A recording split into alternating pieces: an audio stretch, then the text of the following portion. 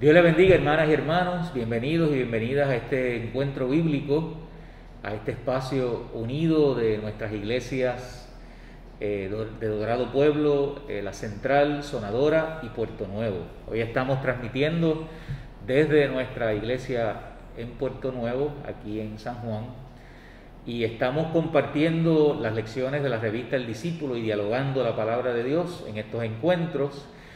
Y justamente la semana pasada iniciamos una serie nueva de un material nuevo de la revista El Discípulo, que se consigue, les recordamos que se consigue de manera digital a través de Amazon, y necesita usted tener la aplicación de Kindle para poderlo bajar. Y en nuestras iglesias hemos compartido ese enlace, y también en el enlace de Facebook de nuestra iglesia Discípulos de Cristo en Puerto Rico, también allí está el enlace donde usted puede adquirir de manera digital la nueva revista del Discípulo. La semana pasada, y el tema que comenzó a presentarnos la revista la semana pasada y hoy continúa, y estas próximas lecciones que están por delante, es el tema de la crisis, ¿verdad? ¿En qué consiste una crisis? Fue el diálogo que el compañero pastor José Matos, pastor en Sonadora, comenzamos la vez pasada. Y hoy vamos a estar dando continuidad a esa temática y continuidad también al relato bíblico que la vez pasada comentamos acerca de cuando el pueblo de Israel está siendo amenazado y confrontado por los filisteos.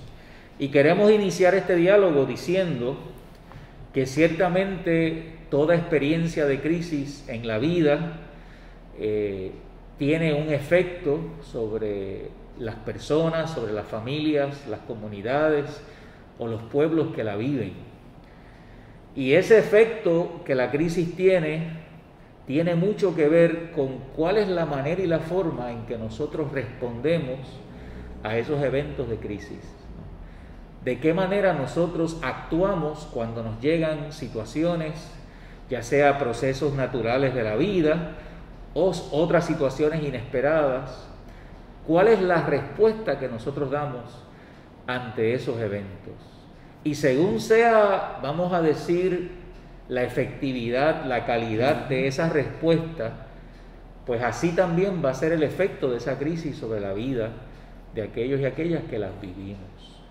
Y hoy la lección nos invita a explorar ese camino y mirar también dentro de la historia de Israel, de David, de Saúl, de los filisteos, también mirar cómo los personajes de la historia y las dinámicas de la historia, poder ver cómo es que se responde a esa crisis provocada por la amenaza de los filisteos. Así que por ahí vamos a estar haciendo y comentando y conversando, y también con la ayuda de otros recursos y otras lecturas que queremos insertar, ¿verdad?, para enriquecer este diálogo. Así que queremos leer el texto, ¿verdad?, y escuchar el texto bíblico, y por ahí poder continuar conversando. Amén, familia. Dios les bendiga, familia. Vamos a leer, para aquellos que tengan la Biblia, se pueden acercar a ella, ya que la revista básicamente lo que hace es un traslado y coloca los pasajes bíblicos en esta revista, pero usted puede acceder a su Biblia y buscar en Primera de Samuel 17, los versículos del 11 al 31.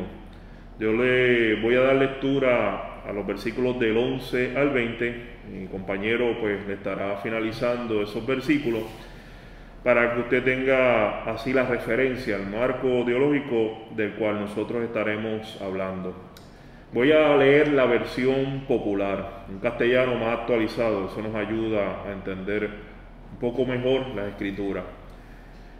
Dice así: al oír Saúl y todos los israelitas las palabras del filisteos, perdieron el ánimo y se llenaron de miedo. Había un hombre de Belén llamado Jesé, que en tiempos de Saúl era ya la edad muy avanzada, Este hombre tenía 8 hijos, uno de los cuales era David. Sus 3 hijos mayores, Eliam, Abinadab, Samá, se habían ido ya con Saúl a la guerra. David era el menor, iba al campamento de Saúl y volvía a Belén para cuidar las ovejas de su padre. Mientras tanto, aquel filisteo salía a provocar a los israelitas por la mañana y por la tarde, y así lo estuvo haciendo durante 40 días. Un día Jesé le dijo a su hijo David: toma unos 20 litros de este trigo tostado y estos 10 panes y llévalos pronto al campamento a tus hermanos. Llévate también estos 10 quesos para el comandante del batallón. Mira cómo están tus hermanos y tráeme algo que comprueben que se encuentran bien. Mientras tanto, Saúl y los hermanos de David y todos los israelitas estaban en el valle de Elá luchando contra los filisteos.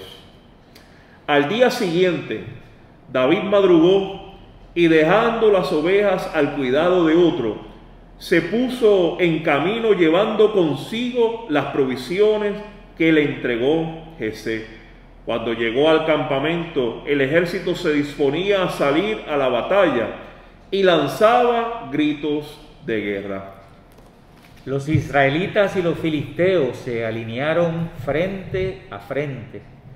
David dejó lo que llevaba al cuidado del encargado de armas y provisiones, y corriendo a la fila se metió en ellas para preguntar a sus hermanos cómo estaban.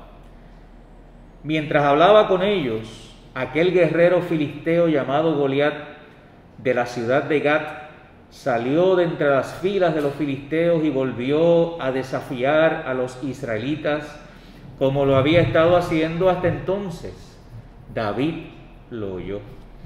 En cuanto los israelitas vieron a aquel hombre, sintieron mucho miedo y huyeron de su presencia, diciendo: ¿ya vieron al hombre que ha salido? Ha venido a desafiar a Israel. A quien sea capaz de vencerlo, el rey le dará muchas riquezas, le dará a su hija como esposa y liberará a su familia de pagar tributos. Entonces David preguntó a los que estaban a su lado: ¿qué darán al hombre que mate a este filisteo y borre esta ofensa de Israel? Porque ¿quién es este filisteo pagano para desafiar así al ejército del Dios viviente? Ellos respondieron lo mismo que antes habían dicho en cuanto a lo que le darían a quien matara a Goliat. Pero Elías, el hermano mayor de David, que le había oído hablar con aquellos hombres, se enfureció con él y le dijo: ¿a qué has venido aquí? ¿Con quién dejaste esas cuantas ovejas que están en el desierto? Yo conozco tu atrevimiento y tus malas intenciones, porque has venido solo para poder ver la batalla. ¿Y qué he hecho ahora?, contestó David, si apenas he hablado. Luego se apartó de su hermano y al preguntarle a otro recibió la misma respuesta. Algunos que oyeron a David preguntar fueron a contárselo a Saúl y éste lo mandó a llamar. Te damos gracias por tu palabra, oh Dios. Sí, Señor. Tu palabra que es luz, que es lumbrera, que alumbra, Señor, nuestros pasos, nuestro corazón, nuestra conciencia, y nos guía hacia la ruta de tu voluntad y de tus propósitos.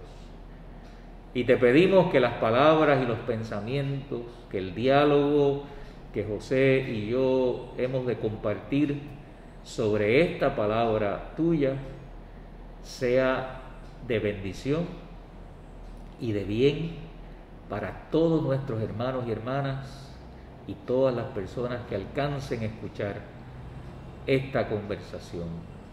Te lo pedimos en el nombre de tu Hijo Jesucristo. Amén y amén. Amén. Bueno, familia, comenzamos este diálogo básicamente analizando la lectura que hemos dado a este capítulo de Primera de Samuel, para poner en contexto nuestro diálogo y saber en cierta forma ciertos detalles muy esenciales que nos ayudan a poder analizar, a poder interpretar y reflexionar sobre lo que Dios quiere hablar, quiere animar a nuestras vidas en la tarde de hoy, ya noche. Lo primero que me llama la atención en los versículos que le he dado lectura es que comienza el versículo 11, básicamente estableciendo cómo se encontraba el ánimo del ejército, y obviamente estaba lleno de mucho miedo. Las palabras de este filisteo calaron hondo en la moral, yo me imagino que en la mente, en el corazón y en el espíritu del ejército de Israel, ya que más adelante, y es algo teológico lo que nos está hablando Primera de Samuel, estuvo haciendo básicamente esa intimidación 40 días, constantemente por 40 días. Imagínate si nosotros, a mí que no me gusta el reggaetón, me lo dan por 40 días, mi hermano, caigo en una crisis por completo. Pues por 40 días este filisteo llamado Goliat, en realidad, con su prepotencia, con su voz, me imagino, de altanero, intimidó al pueblo de Israel al punto de que habían perdido completamente el ánimo y ya se habían sucumbido al miedo. Es un área peligrosa para toda persona, imagínense para un ejército. Quería solamente añadir, Sí. Matos, que ese número 40 en la Biblia tiene un significado, ¿verdad? Porque es siempre esa cantidad de días en proceso, ¿no? En Como proceso, el desierto. 40 días en el desierto, los 40 días en la... Ay, padre, no en el... Ay, se me fue la idea, los 40 días de Jesús también. Los 40 días de Jesús, preparación para su ministerio. Así que esa imagen también nos hace ver que fueron 40 días viviendo un proceso de crisis, de intimidación y de amenaza. Así que hay algo ahí en ese numerito. Lo único que quería añadirte era eso, ¿verdad? Que ese número 40. Número 40. De repente el narrador pues nos cambia completamente, hace un cambio espectacular y comienza hablando de Jesé, del papá de David, de los hermanos, de cuántos hijos tuvo Jesé, de que David era el menor, y eso tiene un significado también particular, como al final, como estaba mencionando Carlos sobre el hermano mayor, estaba recriminándole a David al hermano menor. Y eso también tiene una base teológica que más adelante pues vamos a estar hablando sobre ella cuando hagamos el análisis.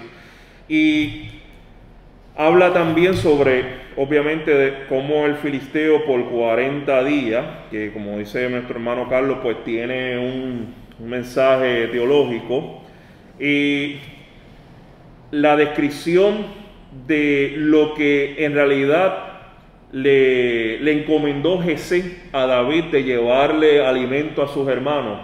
Quiero recordarle que en los tiempos antiguos, en los tiempos de guerra para David y para Saúl, el ejército mayormente era alimentado por los familiares, no como ahora, que ahora pues se hace cargo como tal el gobierno que lo encomienda a un momento de batalla a una escaramuza pues básicamente ellos mismos pues tienen sus propios cocineros. Aquí en los tiempos de David y ciertas guerras más actuales, el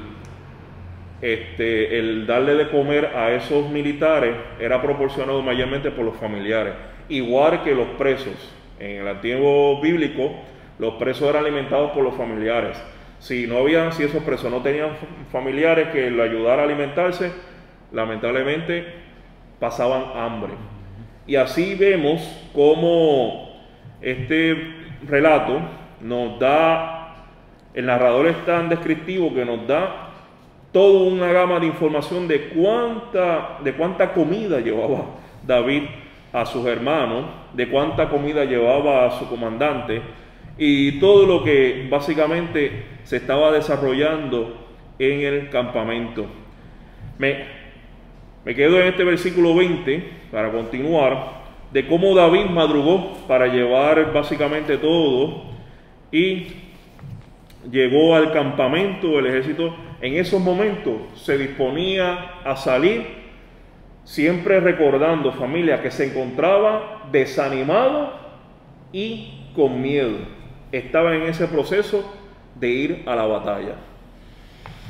Hay un refrán que dice que no hay mal que dure 100 años, ni cuerpo que lo aguante. Y eso me hace pensar, ¿verdad?, en esta mirada al texto bíblico y en esa referencia al tiempo, a los 40 días, esa referencia a la frecuencia de la intimidación. Sí. Salía por la mañana y volvía y salía otra vez. Y volvía y salía por la tarde, ¿verdad? Es como de alguna manera recordándole a ese pueblo que ya está asustado, que está turbado, que está confundido, recordándole a ese pueblo, ¿verdad?, dónde estaba el poder y la autoridad, ¿verdad? Recordándole a ese pueblo, anticipándole su muerte y anticipándole su derrota. Y este asunto de cuánto dura una crisis, me parece que es una pregunta que podemos insertarla aquí, porque hay crisis que obviamente duran más tiempo y otras que duran menos tiempo, pero todas, la de más tiempo, la de menos, todas se sienten, se viven, se experimentan, quizás con la misma intensidad, ¿verdad? Y provocan esas mismas emociones y sentimientos en nosotros. Pero una crisis también podemos decir, José Mato, una crisis dura lo que nosotros le permitamos que dure, ¿verdad? Y sus efectos en nosotros duran aquello que nosotros le permitamos que duren y los alcances que nosotros le permitamos que tengamos en nuestra vida. Y eso me parece que es bien importante recalcarlo, porque de los versículos 21 en adelante lo que nosotros estamos viendo es como un diálogo alrededor, primero, ¿verdad?, en el asunto de la preparación, la visita de David con los alimentos que tú has explicado, pero luego es como un diálogo alrededor de la amenaza del filisteo, ¿verdad? Vuelve otra vez y sale Goliat, y vuelve otra vez y aparece esa amenaza ahí en el horizonte, y ahí está el ejército preparándose para hacerle frente, pero obviamente ya el texto nos dice que están asustados, que están desanimados. Sí, básicamente añadiendo a lo que tú mencionas en cuestión del tiempo de las crisis, también nos encontramos que las crisis tienen sus bravucones, como Goliat, y lamentablemente el ejército israelita le prestó el oído a probablemente todas esas sandeces que él estuvo comunicando día y noche, continuamente, y probablemente había más Goliat, porque no creo que Goliat estuviera día y noche hablando, a menos que hay personas que yo sí conozco que hablan todo el día, pero que en realidad el ejército se encontraba por un periodo extenso, asumido en una crisis, porque le prestaron los oídos a esa voz que retumbaba. Y nosotros a veces le prestamos nuestros oídos a todas esas personas que nos dicen tú no puedes, palabras de cancelación, palabras que nos oprimen, palabras que nos lastiman, y nosotros no las creemos. No las creemos, las asumimos, nos llenamos de miedo y completamente desanimados. Así es. Porque toda experiencia de crisis comunica un mensaje, ¿verdad? Un mensaje hacia aquellos que la sufren. Y la crisis usualmente lo que hace es abrir nuestros ojos para de momento darnos cuenta o ver algo que resulta en una amenaza para nuestra vida y nuestro bienestar, ¿no? Y mucha experiencia de crisis tiene detrás mensajes que lo que hacen un poco es denigrar nuestro valor, que lo que hace es cuestionar nuestras capacidades, que lo que hace es, que me parece que la semana pasada tú mencionabas eso, señalar y resaltar nuestras debilidades y nuestras fragilidades, y por ahí la crisis hace conexión con esas áreas de debilidad y de fragilidad. Así que hay todo un mensaje que ciertas experiencias de crisis nos comunican a nuestra vida, y el peligro es cuando nosotros nos creemos esos mensajes. Eso me hace pensar, Mato, por ejemplo, en la escuela nosotros, y esto lo escuchaba uno quizás más en otros tiempos, pero se decía que en Puerto Rico nos enseñaban y nos decían que Puerto Rico era un país pequeño, sin recursos naturales. Si Estados Unidos estornudaba, nosotros nos daba pulmonía. Nos daba catarro, ¿verdad? En medio de momentos de cómo, hablando de cómo nosotros, los efectos que tiene, ¿verdad?, una realidad o una situación de crisis, y cómo las crisis a veces nos hablan, o esas realidades nos hablan, siempre recordábamos ese mensaje, ¿verdad?, que éramos un país pequeño, que no teníamos recursos naturales, no teníamos recursos humanos. O algo que yo siempre traigo, nuestros indígenas siempre fueron brutos, siempre eran vagos, y se ha descubierto a través de la arqueología que en realidad ese era su cultura, su costumbre. Y ese mensaje que en un sentido nos ha creado una crisis, ¿no? Una crisis de capacidad, de duda, de identidad, de temor. Nosotros hemos visto a través de la historia eso refutado en más de una vez y de muchas ocasiones, en términos de nuestra capacidad, de nuestros recursos, ¿verdad? Pero solamente quería traer ese ejemplo. Y esos son los efectos de una crisis. Y esos son los efectos de una crisis, ¿verdad? El creernos a veces cosas que no son ciertas, que son resultados a veces de prejuicios, de informaciones que hemos seguido repitiendo generación tras generación, de pensamientos que hemos seguido cultivando. Malas costumbres, pensamientos que seguimos dándole vuelta sin realmente profundizar en ellos. Así que es parte de lo que es el efecto de una crisis. Pero a lo que iba para cerrar este comentario es la conversación que se tiene alrededor de esa amenaza que tiene el pueblo de Israel. Y fíjense que en el asunto de confrontar la crisis, nosotros vemos un intento del pueblo no de negociar con la crisis, ¿verdad?, con el causante de la amenaza, sino de llegar hasta cierto punto en esa transacción. Y por el otro lado, vemos ya asomándose en David una actitud distinta y diferente, ¿verdad? Como queriendo decir, bueno, pero ¿por qué hay que llegar hasta ahí?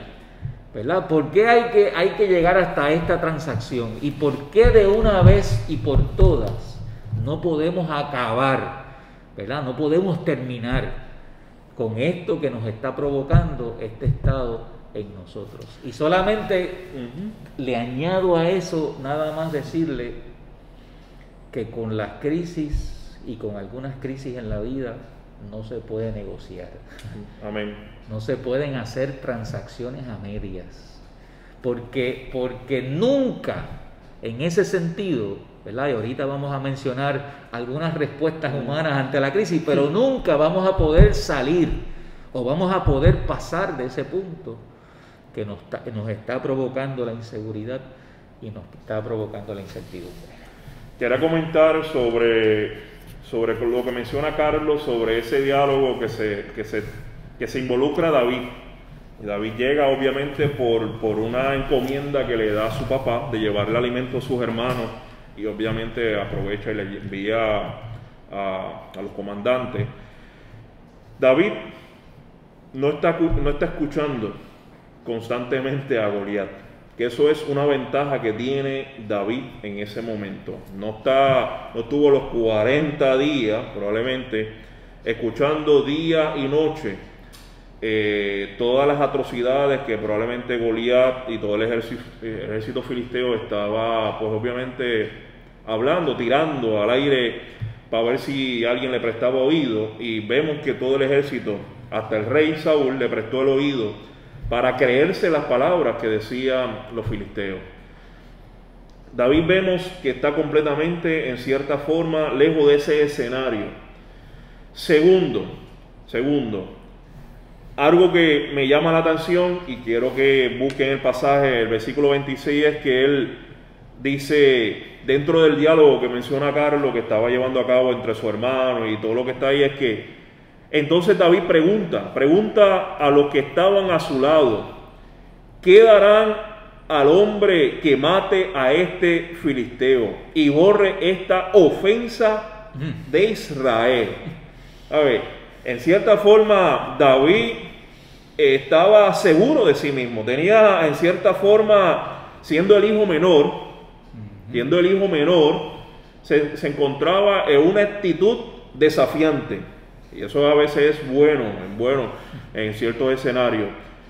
Porque, ¿quién es este filisteo? Y le añade pagano, para que desafíe así al ejército del Dios viviente. Segundo, David estaba completamente convencido a quién le había creído, quién era su Dios. Le dio la fuerza, le dio el ánimo para poder contrarrestar ese desánimo que el ejército había perdido, no por palabras de nuestro Dios, sino por palabras de un ser humano, de un carnal igual que tú y que yo. Y David está en cierta forma no enviando un mensaje, sino haciendo una pregunta de introspección, tocando la puerta de nuestro corazón y del Dios que usted ha creído en medio de la crisis que estamos viviendo como pueblo, como todo este universo, con esta pandemia. ¿Quién es esta crisis para desafiar así al ejército del Dios viviente?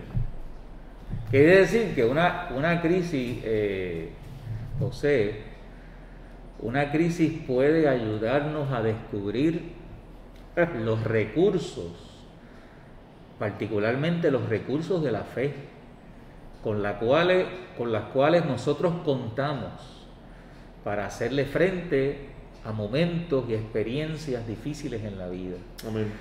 Y que quizás en otras circunstancias nosotros no nos sentimos obligados a hacer esa reflexión y no nos sentimos movidos a hacer ese pensamiento porque quizás no tenemos nada que nos esté amenazando o no tenemos nada que esté poniendo en peligro nuestra seguridad.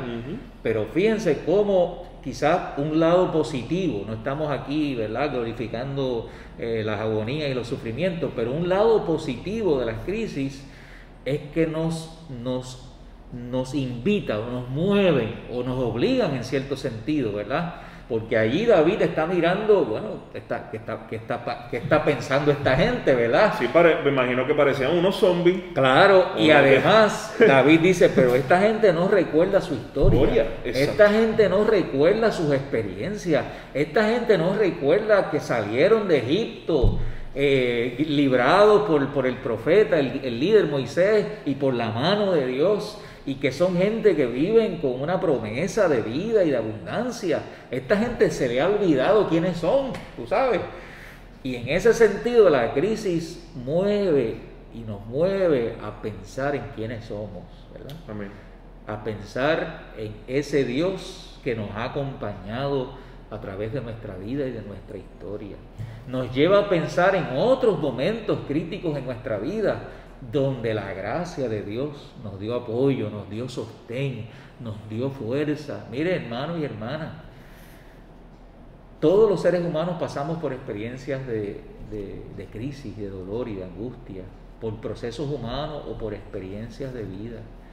Y lo cierto es que hay que decir que eso ha sido así desde que el ser humano es ser humano y existe sobre la faz de la tierra, y la sociedad y las culturas y los pueblos. Y a través de todas ellas y a través de todas las edades y de los siglos, los seres humanos han encontrado siempre los recursos para hacerle frente a toda experiencia de adversidad. Y nosotros, en nuestra tradición y nuestras experiencias de fe y de vida como comunidad y como pueblo de Dios, y con la fortaleza que nos da nuestro Señor Jesucristo y otras generaciones antes, siempre han podido superar lo duro y lo difícil en la vida.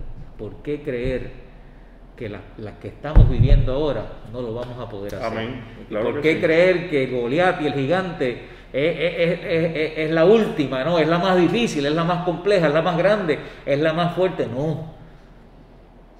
Tenemos la fuerza, tenemos la identidad, tenemos el testimonio, tenemos la historia, tenemos los recursos de nuestra fe, que hay que buscarlos, que hay que ahondar, que hay que tener hay que raspar, tener el valor para afirmarlo y afirmarlo frente a aquello que sentimos como una amenaza en nuestra vida. Así mismo es, familia. Pero para que te sorprenda, Carlos, porque si seguimos la lectura, David hace esa pregunta de básicamente introspección para saber en dónde estamos parados. Pero parece que el pueblo este ejército se encontraba completamente desanimado y sin ningún tipo de dirección, porque dice el 27, ellos respondieron lo mismo que habían dicho. ¿Sabe? Básicamente no hubo cambio. No hubo cambio, y adicional a eso, que no hubo cambio, me llama la atención la reacción del hermano mayor, que comienza en cierta forma a desquitarse con David. Como dice, ¿a qué has venido aquí? ¿Sabes? ¿A qué has venido aquí? Hay veces que eso me acuerdo siempre de mi abuela. El evangelio en mi Señor ha venido a mi corazón, y en cierta parte siempre agradezco a mi amada abuela, que ya se encuentra morando allá. Y siempre mi abuela tenía unas palabras siempre de afirmación para mi vida. Me acuerdo que yo pues tenía mis problemas de aprendizaje, problemas de todo tipo, que ya se yo mencionado anteriormente. Y en una ocasión, cuando yo estaba en la academia y estaba ya en cuarto año, pues estaban repartiendo para ese entonces, ahora todo hace todo digital, todo en la página, las plataformas digitales. Pues antes, no sé si te daban como la solicitud. Uh-huh. Y yo me acuerdo que yo estaba haciendo la fila, y cuando me llegó mi turno, pues el orientador, el consejero de aquel momento, cuando me mira, en vez de darme la solicitud de la Universidad de Puerto Rico, pues me da de la otra universidad. ¿Sabes? Ya de antemano me estaba descartando por completo, que yo no iba a hacer, mira, no era material para la Universidad de Puerto Rico. No pierdas el tiempo llenando esto. Yo me acuerdo que yo me conformé, ¿sabes? Pues no hay problema, y cogí la otra solicitud. Y cuando yo llegué a mi casa, pues mi abuela obviamente me confronta. Mire, ¿y qué pasó? Y no me confronta, sino que siempre me hacía esas preguntas para ver cómo estuvo el día, de un diálogo. Y yo le dije, mira, bueno, me pasó esto.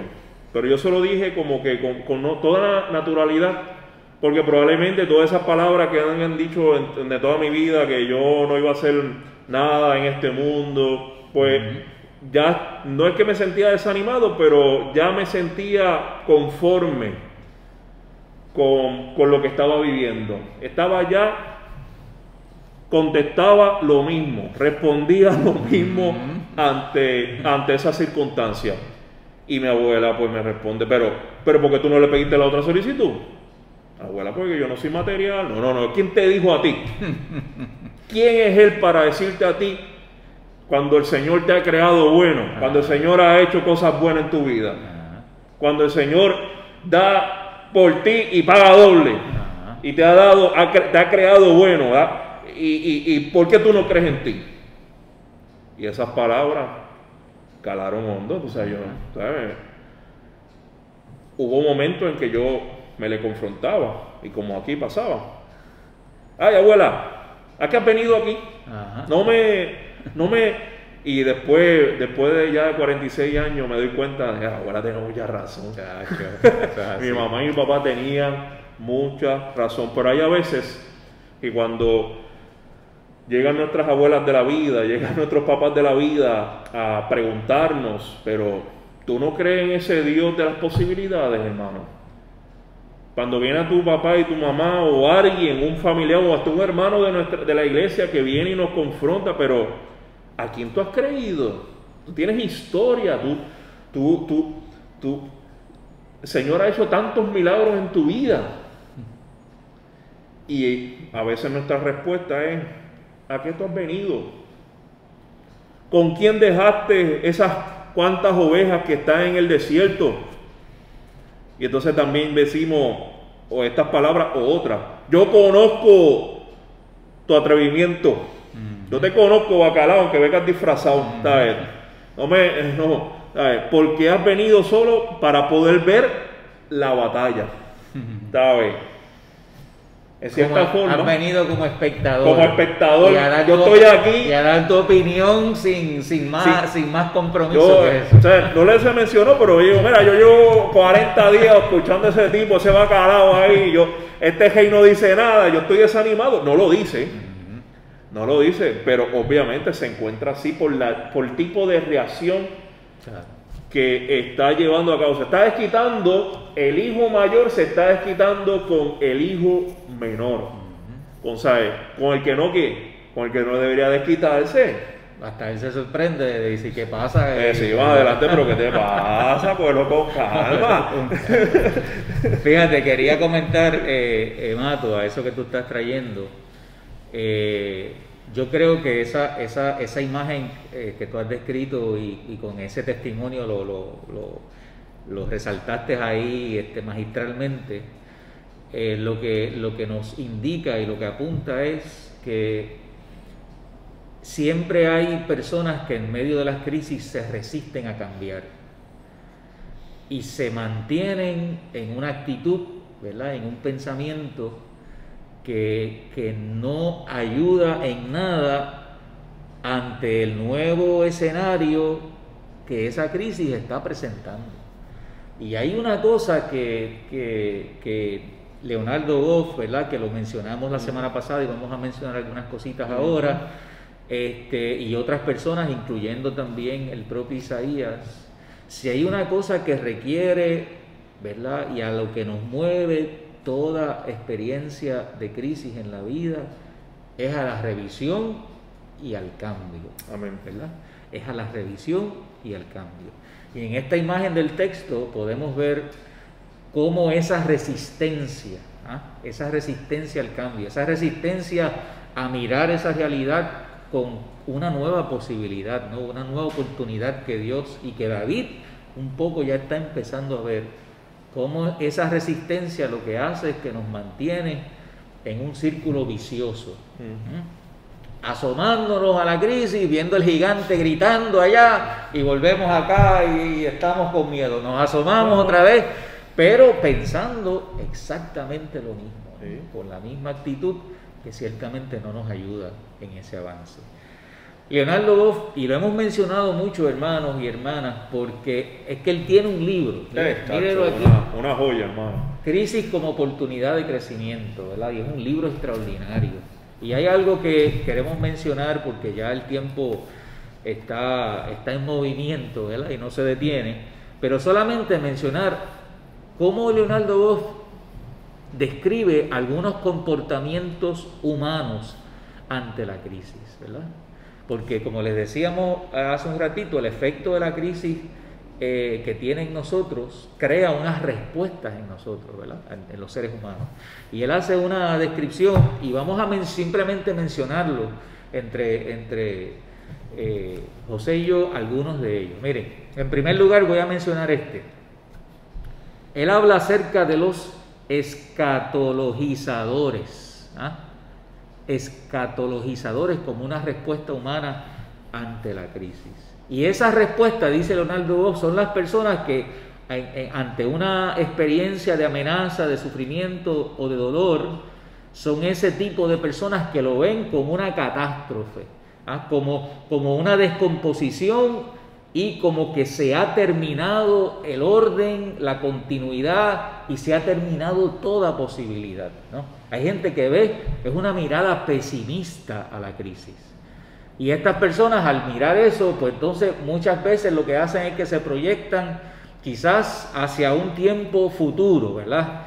Que describen la realidad como un valle de lágrimas y de angustias, que simplemente hay que aguantarlo como es y que en algún momento en el tiempo futuro pues llegaremos a una salida, ¿verdad? Pero es mirada pesimista y catastrófica. Y mayormente para ese tipo de personas, la salida es cuando venga el Señor. En una perspectiva religiosa, ¿verdad? En la segunda venida del Señor. Cuando venga el Señor y nos lleve, pues todo va total, esto no vale la pena, ¿verdad? O esta realidad no vale la pena hacer ningún esfuerzo. Y esa visión lo que hace es que nos lleva a escapar, ¿no? A evitar las situaciones y las experiencias lo que dejamos es que de crisis. Dejamos la crisis como que estancada, le echamos como pesimismo, ¿sabes? Correcto. Como no tenemos forma de poder resolverla porque estamos pesimistas, no es porque no haya forma de meterle mano al asunto, sino porque nos encontramos en un nivel de pesimismo como se encontraba el hermano mayor de David, pues la dejamos ahí y seguimos afrontando la vida, dando salpazos a ver qué nos pasa.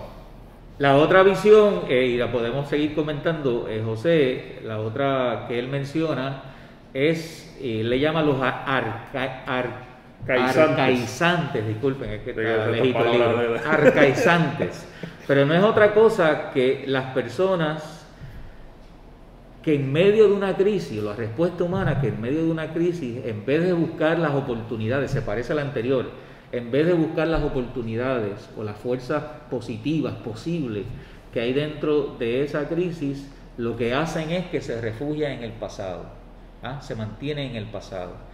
Así que lo que ahorita mencionamos, que no hay cambio quizás de mentalidad, ¿verdad? Es la misma, decían ellos, ¿verdad? Es la misma respuesta, siempre ha sido la misma, pues son personas que se refugian en un pasado que de nada les sirve para lo que están viviendo en el presente. No sé si quieres ahí... Sí, no, esa en cierta forma son las personas que dicen, ay, yo me acuerdo cuando era niño las cosas eran mejores. Exactamente, exactamente. Las cosas, no había criminalidad, no había...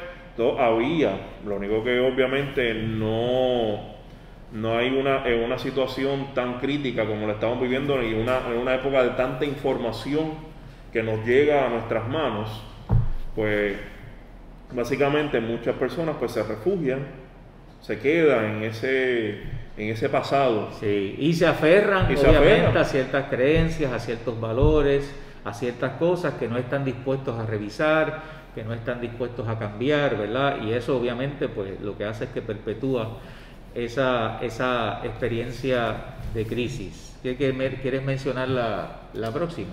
Bueno, yo hice unos apuntes porque el libro, yo lo tengo yo acá. Pero nada, está lo siguiente, que son los futuristas, que básicamente huyen de las crisis, básicamente refugiándose en el futuro. Resuelven la crisis huyendo hacia el futuro. Esto lo estuvimos hablando antes y estos son como los políticos que siempre están hablando de lo que va a pasar y nunca resuelven en las necesidades del presente. Y siempre no, cuando yo tenga el poder, chacho, y ofrece. Vamos a resolver y esto. vamos a resolver todo.